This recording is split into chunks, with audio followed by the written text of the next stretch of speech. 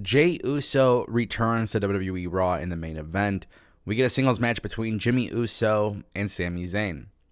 An incredible match, back and forth, a lot of great moments. But then Jey Uso comes from the crowd. He walks into the ring. He goes face to face with Jimmy. He says something.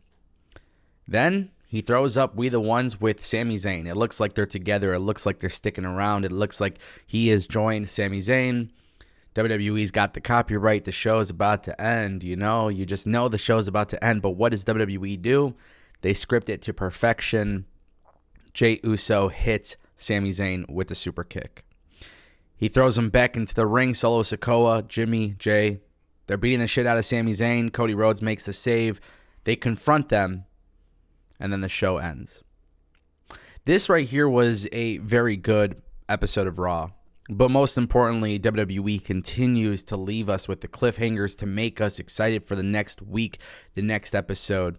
Sami Zayn, Jey Uso, Jimmy Uso, the bloodline. I mean, there is just so many great things. And the best part is, the way WWE Raw opened up tonight was with Kevin Owens and Sami. And Kevin Owens and Sami Zayn, they don't want to...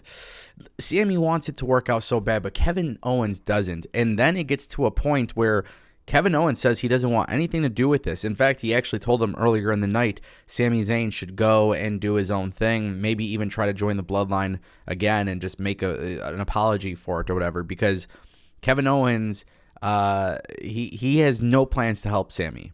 Sami, at the end of the night, gets his ass beat by Jey Uso, and look, Kevin Owens wasn't there. So now we're going to see something very interesting. We're going to see what happens on SmackDown. But WWE just ended Raw in a massive way. A lot of people seem to have enjoyed this episode of Raw. So if you were thinking Vince McMahon is back running Raw, I don't think that would be the case. But nonetheless, this was a very interesting decision by the WWE.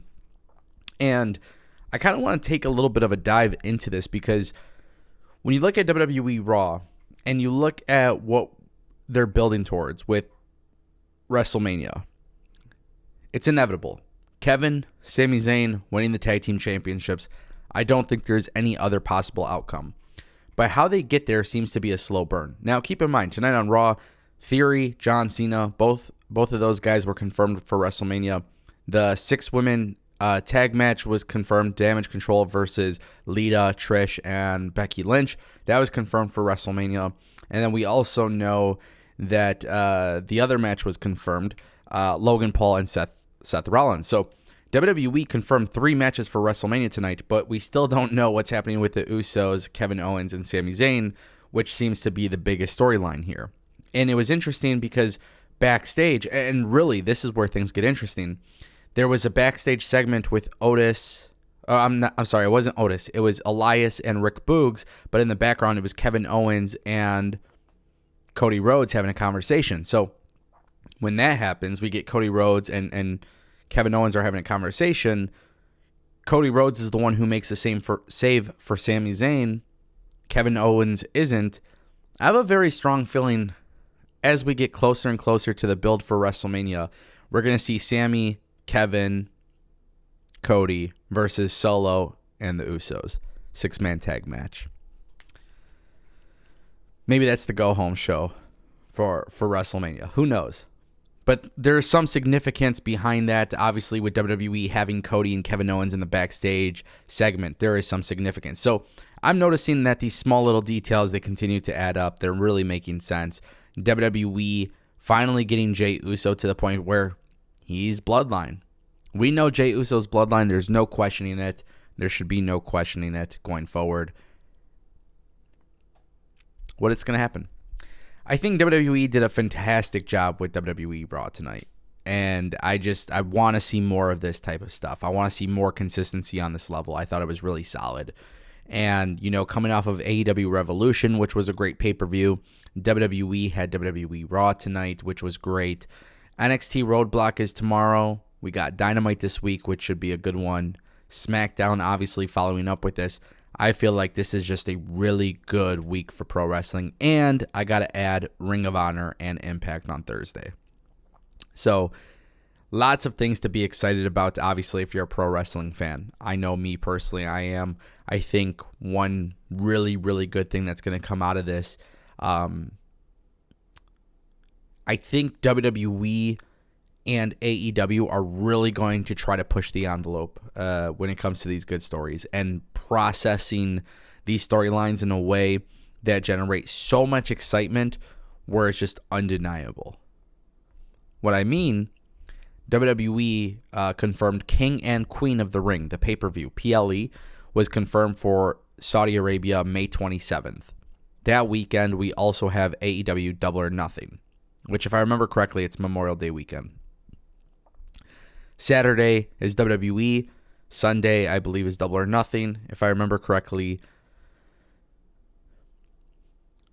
WWE and AEW have some major pay-per-view stuff to build towards. So my point that I'm trying to make here is that by creating compelling television from now until then, wrestling fans are in for a treat. Now, what's the main event for Double or Nothing? I don't know. I don't want to speculate on it. We'll probably figure out more as time goes by. What is King and Queen of the Ring going to look like? I don't know. We're going to find out. But from now until then, there's a lot of stuff. Obviously, you got WrestleMania in the middle of it. There's just so many crazy things happening in WWE right now that I just feel if they continue to keep this up, man, WWE is going to have a really, really good year. Summer is going to be massive. SummerSlam's in Detroit. I plan to be there. So I look forward to these things based on what we've seen in the last few months. There was a report that Vince McMahon was reportedly backstage at WWE. It doesn't appear he's actually doing anything for WWE, but it's something that's been discussed, something that's been talked about. Obviously, a lot of people are going to wonder if Vince McMahon is there. A lot of people are going to wonder what Vince McMahon's role is, but obviously with John Cena and Theory setting up their match, the rumor is that Vince McMahon was just there to show support for John Cena and see him and visit him and talk to him and stuff like that. Also, coincidentally, I think Sean Ross Sapp tweeted something out about Vince McMahon being seen with a mustache, which is very interesting, but I don't really care about that. But my point is, whether Vince McMahon is running the show or not, I hope not. I think everybody knows that we don't want to see that. But obviously that scares people. But I thought tonight's Raw, 3 hours, pretty much zoomed by. For anybody who watches my channel and knows this, I also mentioned how I don't like 3-hour Raws. It's a very big concern. Even though the shows have been great lately, I just think SmackDown flows so well. Dynamite flows so well because those shows are 2 hours long. When I see WWE Raw being 3 hours long, that's an issue. That's a concern. So I think it's gotten to a point where it has improved a little bit. It's not perfect by any means, but WWE Raw is a lot more solid as they focus on these stories. But the more that they focus on the stories, it makes watching 3 hours easier.